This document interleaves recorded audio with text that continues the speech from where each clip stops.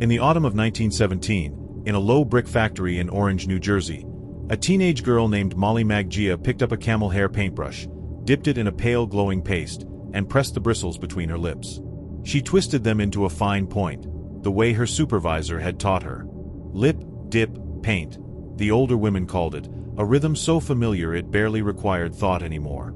Molly did this dozens of times an hour, painting tiny luminous numbers onto watch dials meant for soldiers in the trenches of France, men who needed to check the time without striking a match that might reveal their position to a sniper.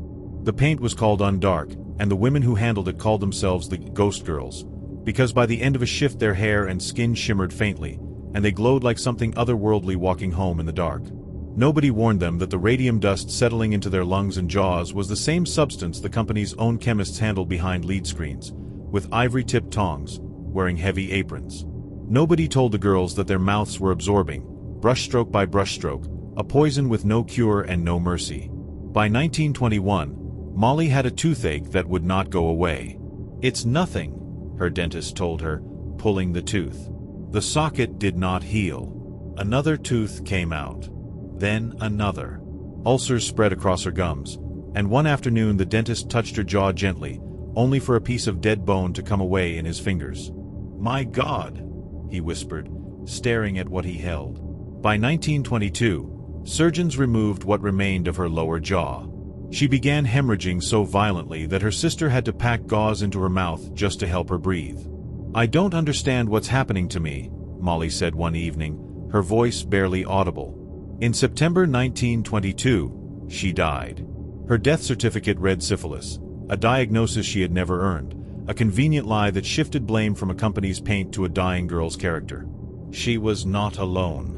Across the factory floor, other dial painters began falling ill in the same terrible pattern: collapsing jaws, crumbling bones, blood that would not clot. Local doctors compared notes and grew suspicious. But when they approached United States Radium Corporation, the company's answer was swift and cold. Its own physicians, paid handsomely, examined the sick women and reported, again and again, that there was no connection between their illness and their work. Independent doctors who disagreed found their reputations quietly attacked. Inside the executive offices, men who had read internal warnings about radium's dangers as early as 1922 said nothing to the women still painting dials down the hall. "The paint is perfectly safe," one company statement insisted, even as the very same executives supplied their own chemists with protective lead aprons the dial painters never received. For nearly 6 years, the company held every advantage: money, lawyers, doctors willing to sign whatever was asked of them, and the unspoken assumption of the era that a factory girl's word meant little against a corporation's. The women had almost nothing, except each other, and the truth quietly accumulating in their bones. That changed in 1925, when Dr. Harrison Martland, the newly appointed medical examiner of Essex County, began testing the dial painters for radioactivity. What he found astonished him. The women's bodies were themselves radioactive, their bones still emitting measurable radiation years after they had last touched a brush. "Their bones are speaking for them," Martland told a colleague, "whether the company wishes to listen or not." When Molly Maggia's body was exhumed to settle the matter once and for all, her remains still glowed faintly under examination. Silent, undeniable testimony against the diagnosis that had buried the truth alongside her.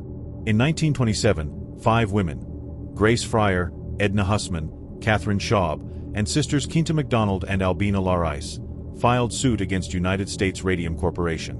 Grace had spent nearly 2 years searching for a lawyer willing to take the case before Raymond Berry finally agreed.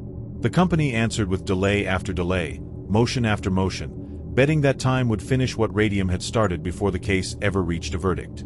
By 1928, some of the women could no longer lift their arms to swear an oath. Bailiffs helped Grace Fryer raise her hand in court.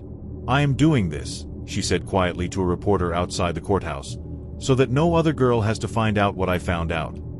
The image of dying women helped into a courtroom, unable to raise their own arms, turned public sympathy into public outrage, and the company that had outlawyered doctors for years finally had nothing left to outwait. The case settled that year, granting the women compensation and, more lastingly, establishing a legal precedent that employers could be held responsible for harm that surfaced only years after exposure. The victory came too late to save them. Grace Fryer died in 1933. Catherine Schaub, Quinta MacDonald, and Albina Larice all died within a few years of the settlement, their bones still carrying the radium that had never left. But the data drawn from their suffering reshaped radiation safety standards for generations of scientists who came after. Standards used decades later by researchers who never knew their names but owed them everything. No executive of United States Radium Corporation was ever criminally charged. The company paid in dollars. The women had paid in jawbones, in blood, in years they never lived to see. Long after the factory closed, when curious researchers exhumed the remains of dial painters buried decades earlier, the bones still glowed faintly under instrumentation, still radioactive, still telling the truth the company had once denied. A body, it turned out, could keep a secret's opposite forever. It could keep proof. Somewhere in that quiet, persistent glow lies the whole lesson. Silence bought in a boardroom does not stay bought. Sooner or later, in gauze, in bone, in the dark, the truth finds a way to shine through.